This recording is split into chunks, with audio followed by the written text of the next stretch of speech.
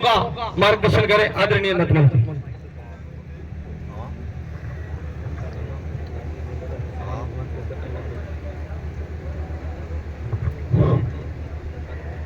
सर्वप्रथम मैं विद्या की अधिष्ठात्री देवी मां सरस्वती के चरणों में वंदन करता हूं। मैं वंदन करता हूं मेरे सामने विराजमान मेरे पिता तुल्य वरिष्ठ जन, जिनके आशीर्वाद से आज मुझे यहाँ बोलने का अवसर प्राप्त हुआ, जिनके आशीर्वाद से मुझे काम करने की प्रेरणा मिली, जिनके आशीर्वाद से मुझे सर्व समाज के अंदर काम करने का अवसर मिला। तो मैं मेरे सामने विराजमान पिता तुल्य वरिष्ठ जनों को नमन करता हूं कि आपके आशीर्वाद से मुझे यहाँ आपके पास सामने बोलने का जो अवसर प्राप्त हुआ, यह सब आपके आशीर्वाद का प्रभाव है। और सामने विराजमान युवा साथी, जिनकी प्रेरणा, जिनका उत्साह देखता हूं जब मैं फेसबुक और इसमें जिसमें क्या बोलते हैं अपने सोशल मीडिया पर, तो आपका कार्य क्षेत्र जो शिक्षा के क्षेत्र में जो बढ़ चढ़ करके विशेष तौर से मंडला का तो कहते हैं एक शिक्षा का हब बन चुका है, एक कह सकते हैं जो रोजगार की एक फैक्ट्री बन चुकी है, गवर्नमेंट रोजगार की। जब यदि कोई लिस्ट उठा के देखता हूँ तो हरदेव जी का नाम देखते लगता है मंडला फिर फर्स्ट करके गया होगा शायद।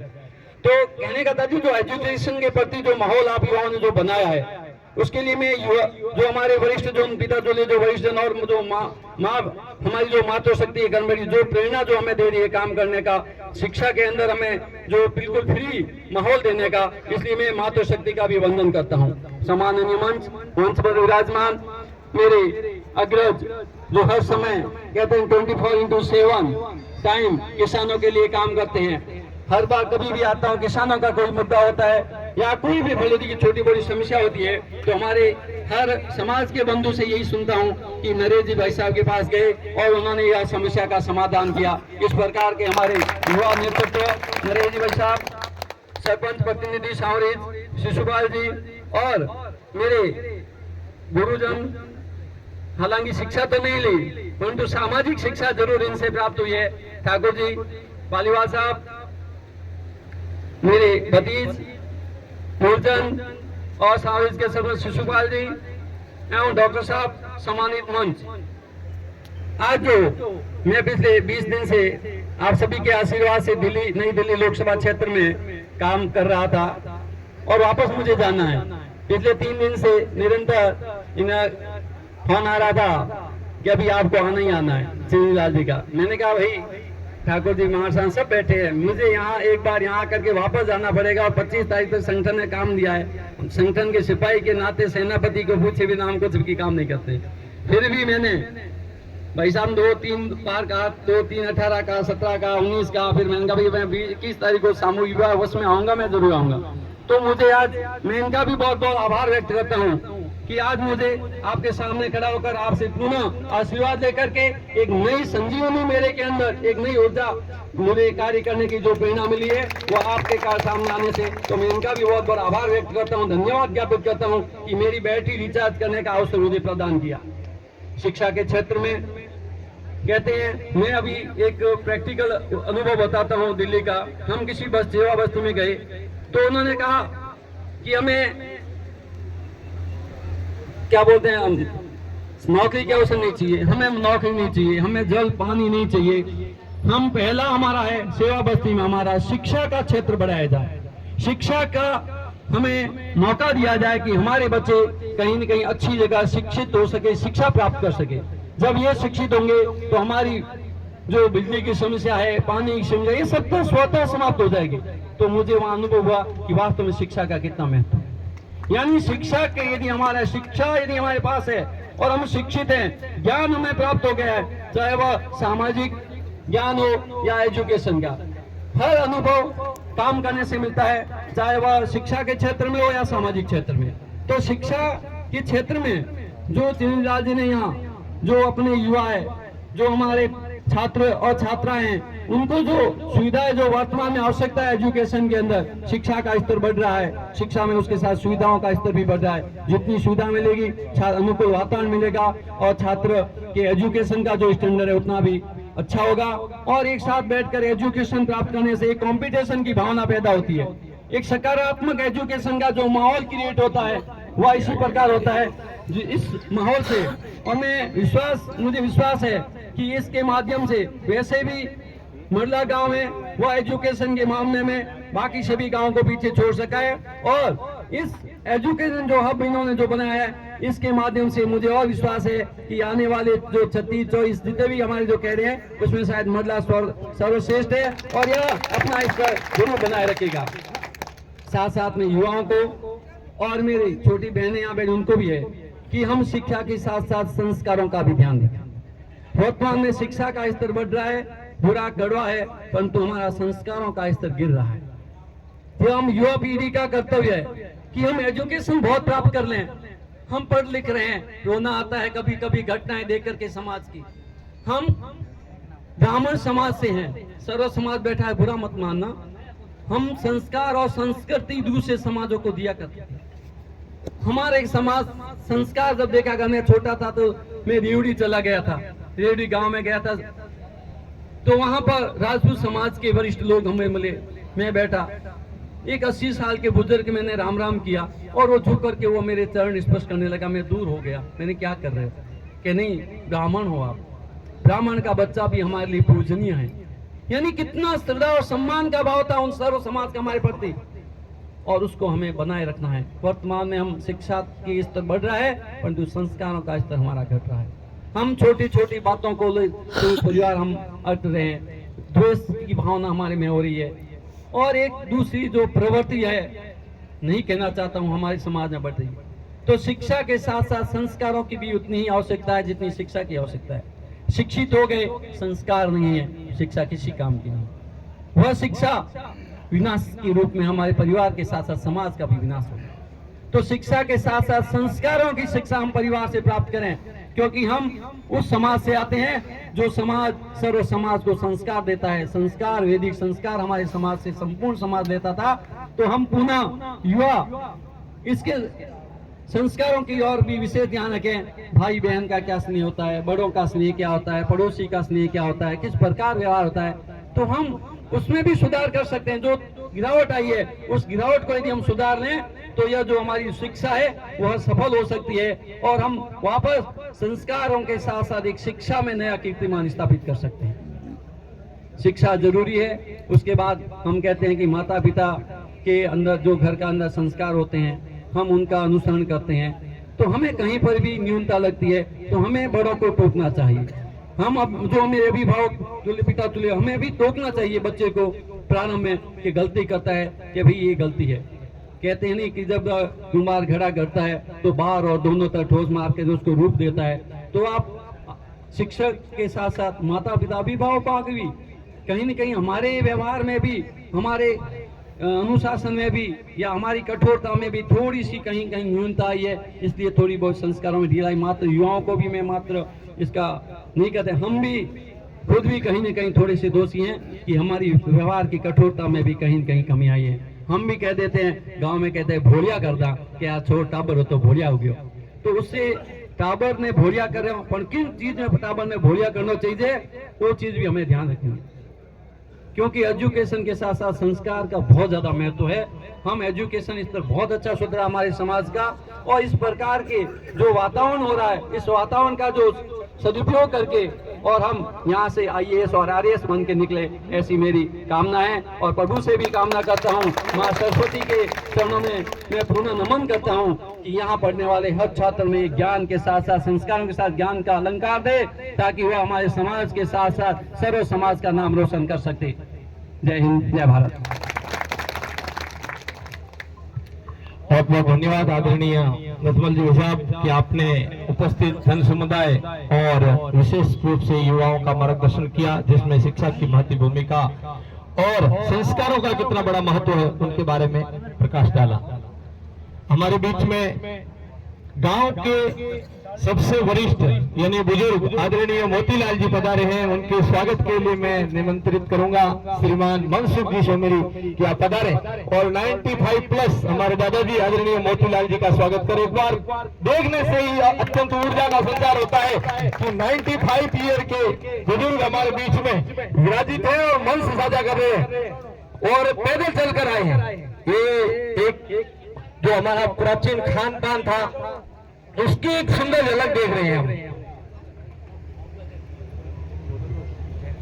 आदरणीय मोतीलाल जी के पुष्पहार के लिए मैं आमंत्रित करूंगा गांव के शिक्षाविद आदरणीय फिरपाल जी से कि आप श्रीमान मोतीलाल जी को पुष्पहार पहनाएं और आशीर्वाद प्राप्त करें।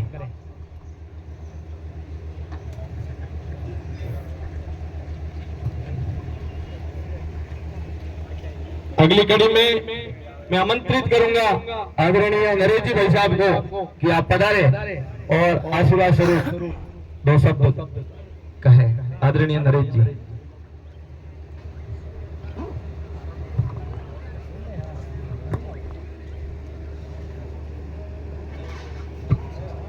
भारत माता की जय।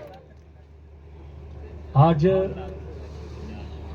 बड़ी खुशी की बात है कि हमारे गांव मल्ला में लाइब्रेरी पुस्तकालय का जो एक भव्य उद्घाटन जो किया गया है, एक छोटे से गांव में बच्चों के प्रति भाव लगाव जो आज गांव वालों के बीच जो देखा गया,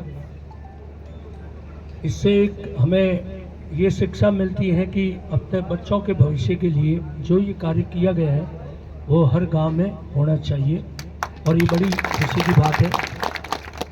मंच पर मेरे भाई साहब श्रीमान नटमल जी पलीवाल साहब, ठाकर राम जी पलीवाल साहब, गुरु पूनम चंद जी जयन साहब, सरपंचपति श्रीमान शिशुपाल जी बिश्नोई, मूलचंद जी पलीवाल साहब, लक्ष्मी चंद जी और सम्मानित मंच, अगर किसी का नाम डॉक्टर साहब किसी का नहीं लिया हो तो माफी चाहता हूँ, और सभी मेरे किसान भाई, मातृशक्ति और प्यारे बच्चों, मुझे यहाँ बुलाकर जो आप लोगों ने सम्मान दिया उसके लिए आपको बहुत बहुत धन्यवाद। वैसे किसानों की कोई बात हो और मांग रखनी हो तो मैं कुछ भी बोल सकता हूं, लेकिन इस प्रकार के कार्यक्रम में एक मर्यादा रहती है, इसलिए आपको बहुत बहुत धन्यवाद। और एक किसान संघ की तरफ से अगर कहीं भी आवश्यकता हो तो हम लोग सदैव तत्परता से आपके लिए तैयार हैं। कभी भी आप लोग मेरे संगठन और मुझे कभी भी आप कह सकते हो और हम सदैव आपकी आज्ञा का पालन करेंगे। जय हिंद, जय भारत। एक बार नरेश जी के लिए जोरदार तालियां हो जाए, क्योंकि आपने अत्यंत संक्षिप्त में लेकिन बहुत ही सारगर्भित उद्बोधन दिया। आपका कहना था कि हमें उस शिक्षा की आवश्यकता है, हमें उस शिक्षा की आवश्यकता है जिसके द्वारा चरित्र का निर्माण होता है, मस्तिष्क की शक्ति बढ़ती है, बुद्धि का विकास होता है और अपने पैरों पर खड़ा हो सकता है। ऐसा आदरणीय नरेश जी ने हमें कहा, जो स्वामी विवेकानंद जी के शब्द थे। और आपने ये भी भरोसा दिलाया कि जब जब किसान संघ की आवश्यकता हो तो मेरा पूरा सहयोग आपके साथ रहेगा। और श्री लाल जी ने मुझे इशारा कर दिया, हालांकि ये निजी शिक्षण संस्थान है इसीलिए हम कोई घोषणा यहाँ नहीं करवाने वाले हैं, लेकिन एक समस्या है कि ये जो सामने जो स्कूल है वो इस गांव की सबसे बड़ी स्कूल है और आदरणीय प्रधानमंत्री जो हम सबके देश के लाडले हैं उनके नाम से इस स्कूल का नामकरण अभी हुआ है, पीएम श्री। और ये शिक्षण संस्थान दोनों में विद्युत की जो वोल्टेज है उसमें हाई लेवल की आवश्यकता रहती है, क्योंकि स्कूल में अभी 45 से 50 पंखे एक साथ चलते हैं और इसमें भी अभी 4-4, 5-5 इंच एक साथ लगी है। तो पूनम जी और नरेश जी की साझी घोषणा है वो पूरी होने वाली है। दोनों शिक्षण संस्थानों के बीच में एक 25 केवी की दौल की लग जाए या 16 केवी की दौल की लग जाए, जोरदार तालियां। और ये घोषणा नहीं है, ये पूरी होने वाली है। जब भी चिरंजीलाल चाहे गाड़ी भेज दे और कल ये पूर्ति हो जाएगी। एक दौल की चाहिए मात्र। पूनम जी और नरेश जी दोनों की अब जिम्मेवारी है और हृदय ने आप दोनों पर भरोसा रख के घोषणा कर दी है। एक बार जोरदार तालियां होनी चाहिए भाई। 16 केवी की दौल की बहुत बड़ी चीज होती है।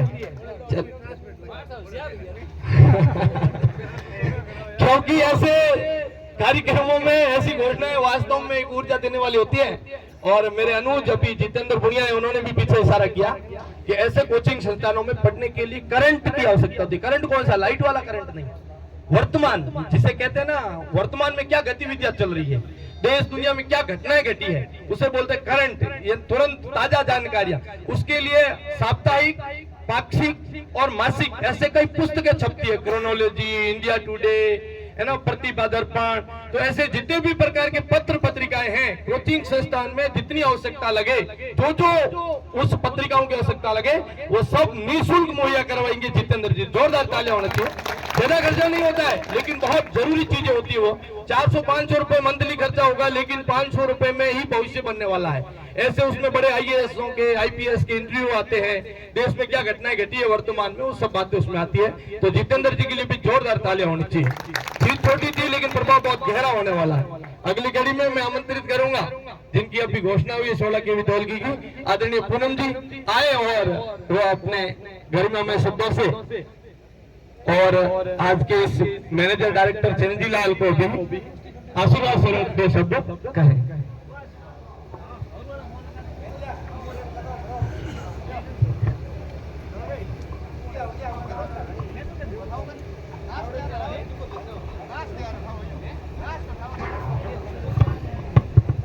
भारत माता की जय। दोनों हाथ ऊपर उठा करके भारत माता की जय। आज इस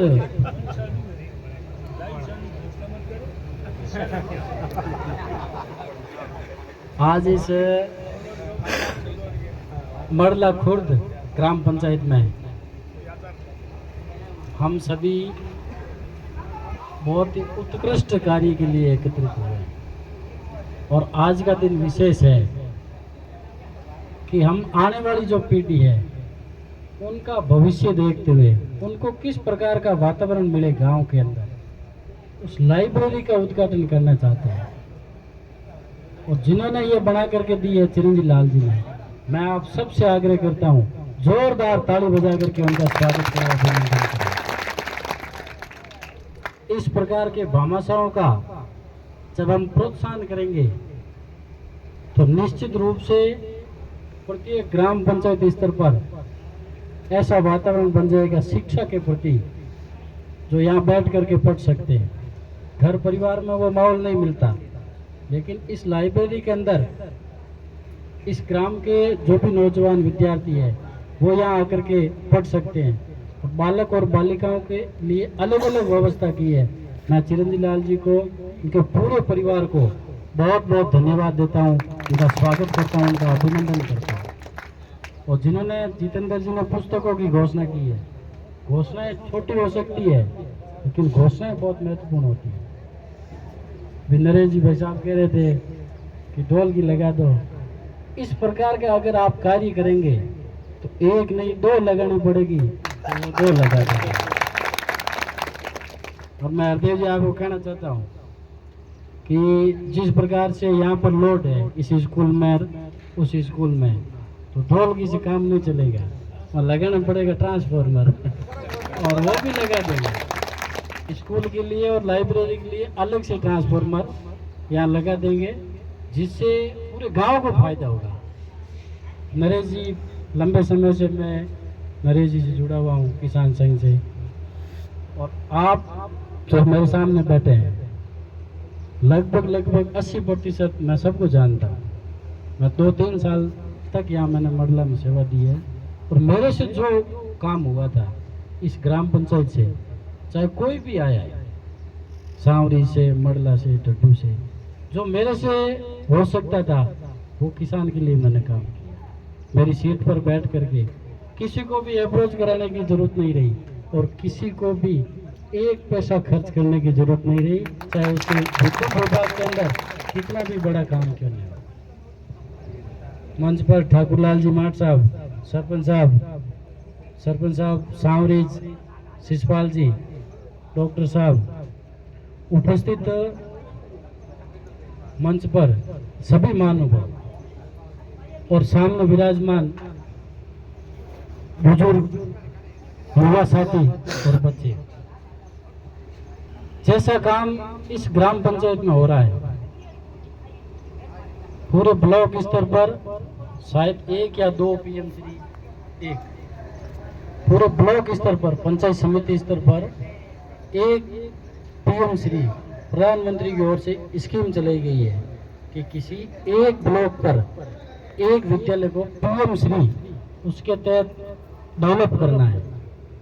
तो मैं तो आज तक देख रहा था कि मेरा गांव नौसर उस पीएम श्री में लाभान्वित है, लेकिन ये खुशी की बात है कि इस ग्राम पंचायत स्तर पर ये जो विद्यालय है पीएम श्री के लिए लाभान्वित है। बड़ा बजट आएगा इसमें। नौसर के अंदर करीब करीब 10 करोड़ का सैंक्शन मिला है। उसमें पूरा का पूरा भवन नया बनेगा, आधुनिक इंफ्रा लगेगा, आधुनिक स्मार्ट बोर्ड लगेंगे और पूरा का पूरा वातावरण शिक्षा का होगा। उसमें ये ग्राम पंचायत का जो ये विद्यालय स्वीकृत हुआ है, ये निश्चित रूप से इस विद्यालय की जो टीम है, अध्यापकगण है, मैं उनका अभिनंदन करता हूँ, उनका स्वागत करता हूँ कि उन्होंने किस प्रकार से लंबी मेहनत की है। जब लगातार मेहनत करते हैं उस विद्यालय के अंदर, उनका परिणाम देखा जाता है। वहाँ पर विद्यार्थी कितने पढ़ते हैं, वहाँ पर किस प्रकार का वातावरण है, कक्षा कक्ष कैसे हैं, ऐसे सब देख करके, अनेक प्रकार के मापदंड देख करके और उस विद्यालय का सिलेक्शन किया जाता है। मैं हरदेव जी को और उपनीचंद जी को और उनके जितने भी साथी शिक्षक हैं, मैं आप सबसे आग्रह करूंगा कि उनका भी आप ताली बजा करके अभिनंदन करें, स्वागत करें। उनकी मेहनत से और इस ग्राम पंचायत के जो आने वाली भावी पीढ़ी है, जो भविष्य का भारत का निर्माण करेगी, उस पीढ़ी को इस पीएम श्री विद्यालय से शिक्षा मिलेगी। और आपको कहीं पर भी अपने बच्चों को बाहर भेजने की जरूरत नहीं रहेगी। इसी विद्यालय के अंदर सब प्रकार की सुविधाएं मिलेगी। और जो ये लाइब्रेरी यहाँ संचालित करेंगे, उसमें पूरा वातावरण मिलता है। मैं पिछले 2-3 साल से देख रहा हूँ कि गांव के अंदर और ब्लॉक स्तर पर लाइब्रेरी की संख्या बढ़ी है। और सबसे पहले इस ग्राम पंचायत में मैंने ही घोषणा की थी कि इस ग्राम पंचायत पे लाइब्रेरी होनी चाहिए। कोई 26 जनवरी का कार्यक्रम था और उसमें मैंने कहा था कि भी किसी भी प्रकार से इस ग्राम पंचायत पर अगर एक लाइब्रेरी हो जाए तो एक अच्छा वातावरण मिलेगा। और मुझे खुशी है कि उद्घाटन समारोह में हम सभी आज उपस्थित हैं आपके सामने। ऐसे भामाशाहों का सहयोग हम सबको हमेशा हमेशा के लिए मिलता रहे, तभी ये देश आगे बढ़ेगा। और यहाँ का विद्यार्थी जब पढ़ करके बाहर जाएगा तो निश्चित रूप से वो प्रेरणा लेगा और यहाँ से पढ़ करके वो बहुत बड़ी पोस्ट पर चला जाएगा, लेकिन वो गांव को कभी भी भूलेगा नहीं। वापस जब गांव में लौट करके आएगा तो इस लाइब्रेरी को, विद्यालय को जरूर याद करेगा। ऐसी एक युवा पीढ़ी को हम वातावरण देने जा रहे हैं और उस वातावरण में से संस्कार का निर्माण होगा। तो वो संस्कार अपने समाज के नाम रोशन करेंगे, देश का नाम रोशन करेगा।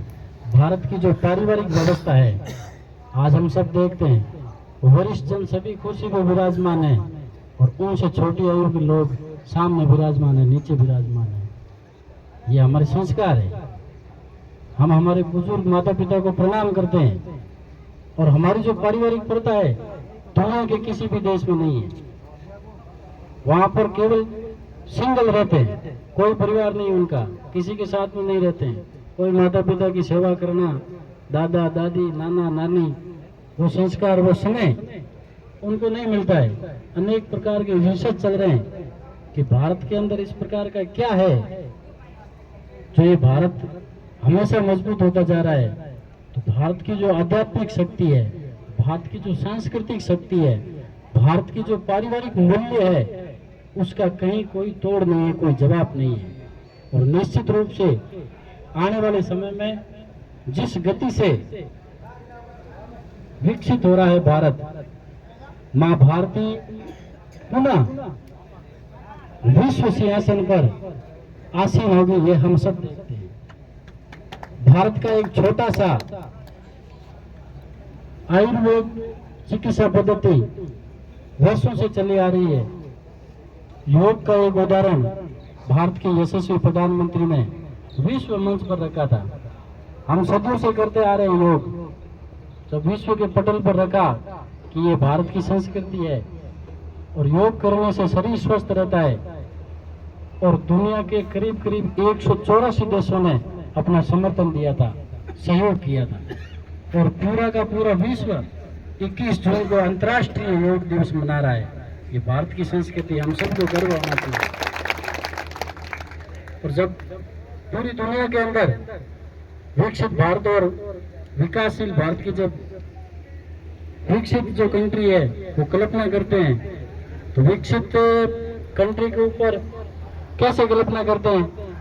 तो कल्पना ये करते हैं कि वहाँ सबसे ज्यादा बिजली की खपत होती है, इसलिए अमेरिका, ब्रिटेन, रूस वो विकसित है। और भारत के अंदर बिजली की खपत कम होती है, तो वो विकासशील है। दुनिया इस पैमाने से देखती है। लेकिन भारत के लोग क्या सोचते हैं? जो पेड़ पौधे हैं, पर्यावरण की रक्षा करना है, और आने वाले समय में पर्यावरण ही सब कुछ है, ये मान करके भारत चलता है। और आने वाली पीढ़ी को हम क्या दे सकते हैं? ज्यादा से ज्यादा दोहन नहीं करके संसाधनों का, उनका सदुपयोग करके, और भविष्य की जो पीढ़ी है उनको हम सब सुपुर्द करेंगे।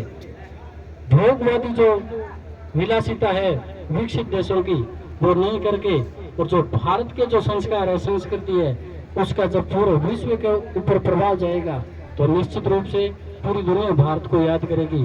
और मैं सभी यहाँ पर जो आयोजन करता है, और जिन्होंने चिरंजीव लाल जी ने और जो सहयोग करके जो लाइब्रेरी बनाई है, मेरी ओर से आप कभी भी किसी को भी कोई भी जरूरत होगी, मैं निश्चित रूप से आपका सहयोग करूंगा। मैं अभिनंदन करता हूँ पूरे ग्रामवासियों का कि आपने इस प्रकार का माहौल बना करके और आने वाली पीढ़ी को दिया है। शिक्षक साथियों का सभी का अभिनंदन, स्वागत करता हूँ। मंचस्थ समाज बंधु और सामने विराजमान गांव के समस्त वयोवृद्ध और मेरे समरूप बंधु सभी को मेरा प्रणाम। ये शिक्षा के क्षेत्र में चिरंजीव लाल जी और इनकी टीम ने जो कार्य किया है, ये देखने में तो बहुत छोटी चीज़ लगती होगी कि पैसे लगाए और पढ़ने के लिए बैठ गए, पर कोई ज़माना ऐसा था जो पढ़ने के लिए काशी जाना पड़ता था। और हमारी फड़ौदी नगरी काशी कहलाती थी, क्योंकि काशी से जो पढ़ के आते उसमें फड़ौदी वाले जाते सबसे ज़्यादा, और उसके बाद में काशी का नाम आता। और हमारा नंबर जब आता था, हम फड़ौदी पढ़ने के लिए जाते। फड़ौदी पढ़ने जाना अपने आप में एक कहने के लायक था कि मेरा लड़का पढ़ रहा है और फड़ौदी जाके पढ़ रहा है। आज वो चीज़ घर घर शुरू हो गई। सर्विस के क्षेत्र बढ़ गए हैं, शिक्षा का क्षेत्र बढ़ गया, परंतु हमें इसके लिए जो ये मेहनत की गई है, इनको निरंतर रूप से चालू रखना होगा। कंपटीशन का क्षेत्र बहुत ज़्यादा बढ़ गया, आरक्षण की क्षेत्र भी बढ़ गई है, वैकेंसियाँ बढ़ गई। कोई ज़माना था जो टीचर लगते थे और गांव के बुजुर्ग तिरपाल जी है, ठाकुरलाल जी है, फतेहलाल जी, भंवरलाल जी, इनके द्वारा इस गांव में जो मेहनत की गई, उसकी ये शुरुआत कड़ी जो बीच में हरदेव जी ने ये मिसाल संभाली। और अभी अय्यन साहब ने कहा कि पीएम श्री मेरा गांव था, और पीएम श्री इस ब्लॉक में यदि मरला का नाम आया है, तो ये बीच वाली कड़ी की मेहनत का परिणाम है। हरदेव जी का नाम, नथमल जी ने जैसे कहा है कि कोई भी पत्रिका होती है हरदेव जी का नाम नहीं हो, ऐसा कभी संभव नहीं है। ये मार्गदर्शक है, और इन्होंने जो मार्गदर्शन किया है उसी का परिणाम ये है कि हमारे क्षेत्र में फर्स्ट ग्रेड, सेकंड ग्रेड या डॉक्टर जो लगे, मरला का नाम उसमें बहुत अच्छे स्तर पर आता है। पहले हमारे समाज में लौंगा का नाम आता था कि शिक्षा के रूप में लौंगा के लोग सबसे ज़्यादा जागरूक थे और सिलेक्शन भी ज़्यादा हुआ। परंतु अभी इन दिनों में मरला में पानी होने के कारण थोड़ा एक ड्रॉबैक आ गया। ज्यों ही पानी की समस्या इनको अवगत हुई कि अब पानी खत्म होने की स्थिति में है, और हमारे बुजुर्ग तो वैसे ही पानी खोद के निकालने वाले थे, तो इनको पहले से आभास हो गया कि अब जाना किधर है, क्योंकि पानी अपने आप रास्ता निकाल लेता है। पानी के वो रास्ता दिखाने की जरूरत नहीं होती है।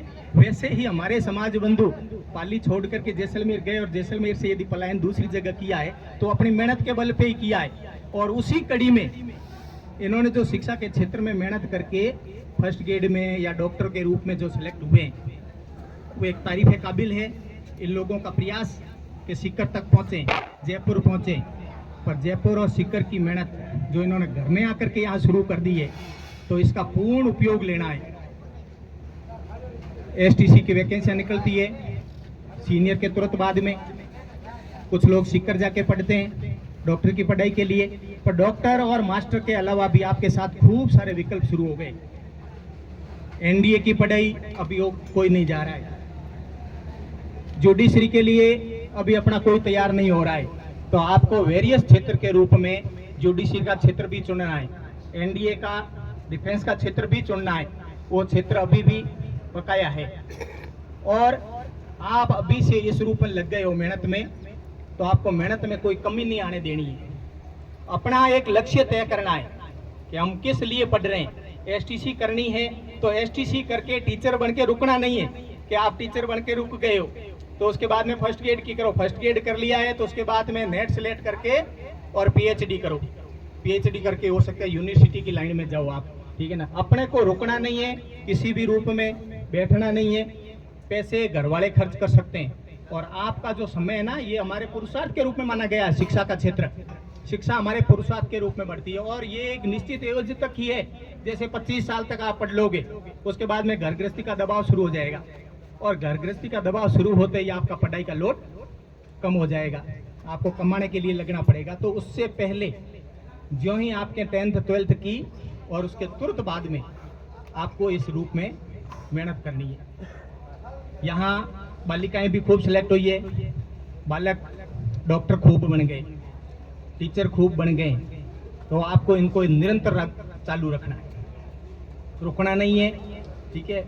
ये चिरंजी लाल जी और इनकी टीम ने जो मेहनत की है ना, इनका पूरा उपयोग लेना है। जैसे ये गुरुजन बताते हैं उसको छोड़ना नहीं है, आपको लक्ष्य तय करके चलना है। ये सोशल मीडिया में जो आप समय खराब कर रहे हैं, तो उसका अपना उपयोग आना चाहिए, ना कि अपन उसके उपयोग में आए। ये अपने उपयोग में आना चाहिए कि इससे ज्यादा अपन कैसा उपयोग ले सकते हैं। ये नेट के द्वारा जो सामग्रियां मिलती है वो पहले अपने को जयपुर दिल्ली जाकर के लानी पड़ती थी, तो वहां जाने की जरूरत नहीं, यहाँ घर बैठे ये सारी चीजें मिल रही है। तो इनका उपयोग लेकर के और जल्दी से जल्दी जो समय निकल रहा है उसको 1 मिनट भी आपको मिसयूज में नहीं देना है, ठीक है। बाकी सारी चीजें बताई हमारे से पहले वालों ने कि संस्कार का ध्यान रखते हुए करना है, क्योंकि ये यदि नहीं रहेंगे तो अपन पढ़ेंगे किसके लिए, और पढ़ के कर क्या लेंगे। कमा तो वैसे कोई भी मजदूर भी लेता है, तो पढ़ाई यदि उच्च स्तर की करनी है, उच्च स्तर की सर्विस करनी है, तो अपने संस्कारों के साथ ही करनी है। ये ध्यान रखना, अपने संस्कार जीवित रहने चाहिए, हमें देख करके लोग आगे सीखें, ऐसी चीज अपने को पैदा करनी है, ये ध्यान रखना है। क्योंकि पढ़ाई एक ऐसी चीज है जिसमें किसी का बंटवारा नहीं हो सकता है, कोई भी हिस्सा नहीं मांग सकता है, और पढ़ाई यदि करोगे ना तो आपको कहीं भी डिफीट नहीं है, आप कहीं भी अकेले कर सकते हो, ठीक है। इसलिए मेरा आपसे यही है निवेदन कि आप सर्विस के लिए जो तैयारी कर रहे हैं वो लक्ष्य तय करके, यदि 1 साल सफल नहीं हो रहे हैं तो अपना असेसमेंट करना है, गुरुजनों को पूछना है कि मुझे कमी कहाँ रह गई है, उस कमी को सहर्ष स्वीकार करना है। ऐसा नहीं है कि मुझे कमी कैसे बता दी, जो कमी है उसको आप में सुधार करके उसके बाद में आगे बढ़ना है। जय हिंद।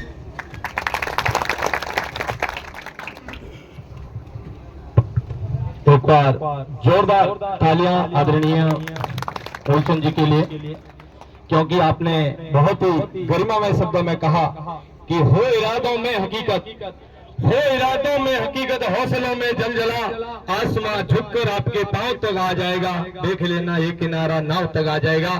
क्योंकि संघर्ष के पीछे एक लंबी मेहनत और परिश्रम की प्रकाशता होती है, क्योंकि सफलता का कोई शॉर्टकट नहीं होता। और जिन जिन लोगों ने सफलता प्राप्त की है, या जो जो लोग टैलेंटेड हैं, उनमें यानी जीनियस लोगों में 99% मेहनत होती है और 1% टैलेंट होता है। उनके 99% मेहनत की बदौलत वो सर्वोच्च शिखर को प्राप्त करते हैं। तो निश्चित रूप से इस गांव के दर्जनों युवाओं ने अपना सर्वोच्च देकर इस क्षेत्र में, शिक्षा का क्षेत्र हो, चिकित्सा का क्षेत्र हो, इंजीनियरिंग क्षेत्र हो, प्रशासनिक क्षेत्र हो, उन सब में अपना अपना अस्तित्व स्थापित किया है। और सर्व समाज से इस बार तो शिक्षक समाज में अधिक सिलेक्शन हुए हैं।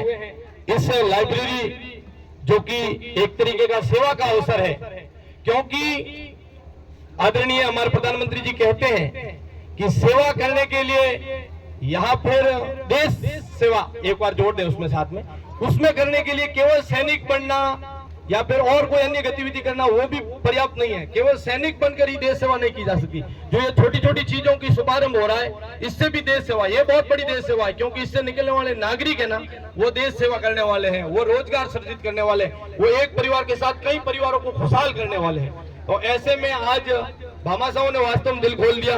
मैं स्वागत करूंगा ओम प्रकाश जी बुढ़िया युवा व्यवसायी का कि आपने इस संस्थान में अपनी ओर से सीसीटीवी लगाने का घोषणा की। सीसीटीवी कैमरे यानी तीसरी आंख। चिरंजी लाल जी तो ध्यान रखेंगे ही रखेंगे, लेकिन यहाँ पर हमारे गांव की पूंजी और सब लोग मातृशक्ति के लिए बहुत संवेदनशील रहते हैं। बालिका को कहाँ भेजें, कैसे भेजें, बाहर क्यों भेजें। ये पैराग्राफ मैं मंसल सिंह का ध्यान आकर्षित चाहूंगा कि देश की आजादी के 75 वर्ष बाद में शायद 2020 में ये पैराग्राफ टूटा है कि हमारे गांव से कोई एक महिला सिलेक्शन हुआ, उसके बाद कोई दूसरी हुई, कोई तीसरी हुई। उससे पहले 2020 से पहले कोई भी गांव में बालिका, बहन, बेटी, बहू कोई सरकारी सेवा में नहीं। तो ये जो गतिविधि रुकी हुई थी, उस गतिविधि को तोड़ने के लिए जो मेरी बहनें हैं, जो स्टूडेंट्स हैं, वो यहाँ पे बैठी है ना, उनकी सुरक्षा के लिए हम पूरा मतलब अपना सर्वस्व देने वाले हैं। इसके लिए यहाँ सीसीटीवी कैमरे लगाए हैं। तो ओम जी को एक बार जोरदार तालियों से स्वागत होना चाहिए, उनका अभिनंदन होना चाहिए। और चिरंजी लाल जी ने तो पहले ही ध्यान रखा है, बालिका के लिए अलग, बालकों के लिए अलग, और कॉमन जब चलेगा सेशन तो वो कोचिंग का होता है। एक शिक्षक निकलता है, दूसरा आता है, दूसरा निकलता है, तीसरा आता है, तीसरा निकलता है, चौथा आता है, और उसमें भी सीसीटीवी रहेंगे। निश्चित रूप से कोई किसी प्रकार की दिक्कत आने वाली नहीं है। हम सब लोगों को दिल खोल के इस संस्थान में अपना देना है। जब हम पढ़ने के लिए गए थे ना 2011-12 या उससे पहले हम 2009 में, बड़े ताजुब की बात थी, राजस्थान में एसटीसी करने के लिए मात्र 50 सीटें हुआ करती थी, यानी एक जिले में 50 सीटें हुआ करती थी।